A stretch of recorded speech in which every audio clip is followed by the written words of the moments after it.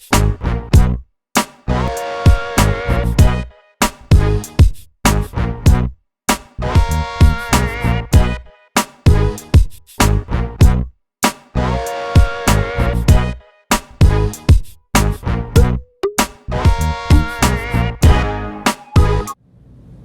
role of our instructional partner is to partner with teachers, with me as principal, with all educators in our building and across the district even, to ensure quality instruction for all students. As I learned throughout this process, my role is to develop partnerships with everyone across the building to help facilitate adult learning and growth. So as I learned more and more, I was able to implement those effective practices for adult learners in my building. And I've been working one-on-one with teachers and teams of teachers and whole faculty. So I've been partnering at every level. You know, people ask me a lot of times, what do you do? And it's so hard to give them a specific description because it encompasses so many things. You know, I'm a liaison between my teachers and administrators. I am a partner. I'm a coach. I am a cheerleader. You know, so basically you're the pulse of the school. I think, you know, you have to be able to feel the heartbeat and know what your school needs from students and teachers, and be able to communicate that.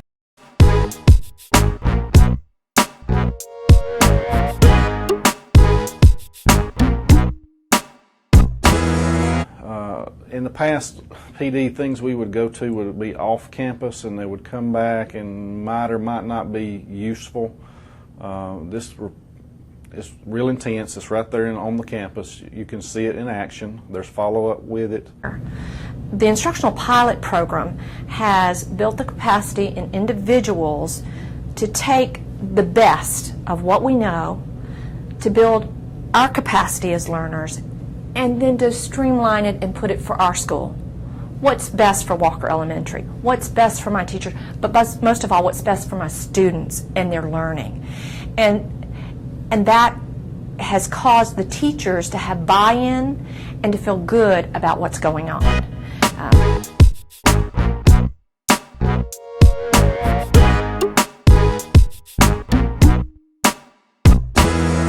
You will never know the impact that an IP can have on your school until you're willing to step forward and partner with another person and watch the impact in your school. Your discipline problems are going to decrease because your student engagement is increasing.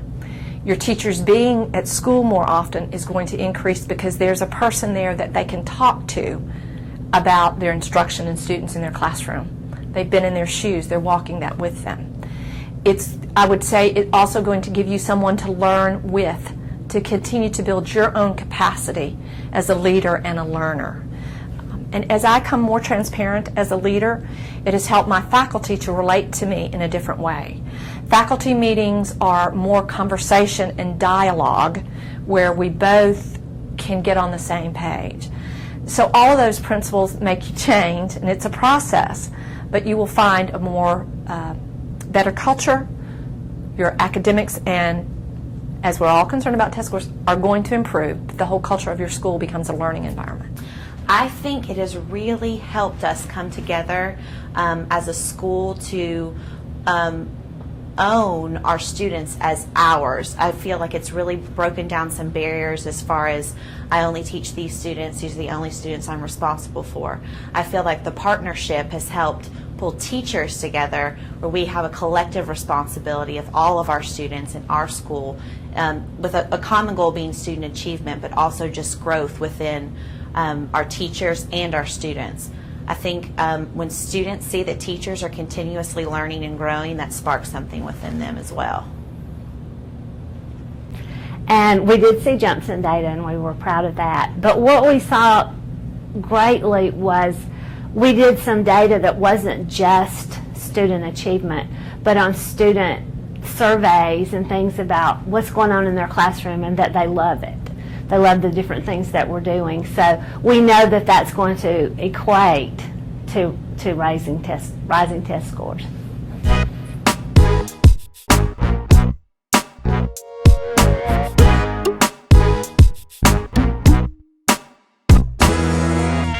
They have a voice and a choice in what goes on in our school. It is a partnership, and it's us joining hands. And do we always agree on everything? No, but it's collaborating and talking on an adult level and getting into our data and understanding where our students are, where they need to be, and what we need to do. And it's just, I just can't explain how different the atmosphere is in our school. That it's not when I walk in the door that I think, oh no, she has a checklist, what is she looking for? It's that, hey, here's the lady to help me, you know. Teachers, I think, enjoy it because it's sort of a catered venue for them every day to experience collaboration, experience learning from each other. And their biggest comment has been, you know, that enjoyment of coming to work every day. They don't feel like they're isolated. They feel like they're part of something special. And I think for the first part of it, they were like, we want you to have the answers. And one difference between the reading coach position and this was that we almost like were, if you have a reading question, come to me and I'll either answer it or I'll try to answer it. And now I'm more of a questioner and making them realize that the ability to change things are within themselves and the changes that they can make, and that they have the answers. I get lots of smiles and thank yous from teachers on an everyday basis because I think teachers feel like someone cares, and they feel as though they can trust me as an instructional partner to help support and guide without being critical and without evaluating. And I think they truly appreciate that because it's about growth. And if someone can understand, someone's here to help bring out the best in me and is also learning from me and with me, then I think you know, that definitely helps a school as a whole and help to build a culture. So those smiles and thank yous are worth it, worth the effort. Well, of course, at first, they probably thought this is something else that we're doing here. It's another program or another thing. But after we went slow with it to go fast, we just kind of put it out there to let it marinate with them and just let it soak, just the thought of it. And then we started getting and implementing it. We started getting their thoughts, like starting with questions. What do you think effective instruction looks like? Not us telling them, but them telling us their thoughts. And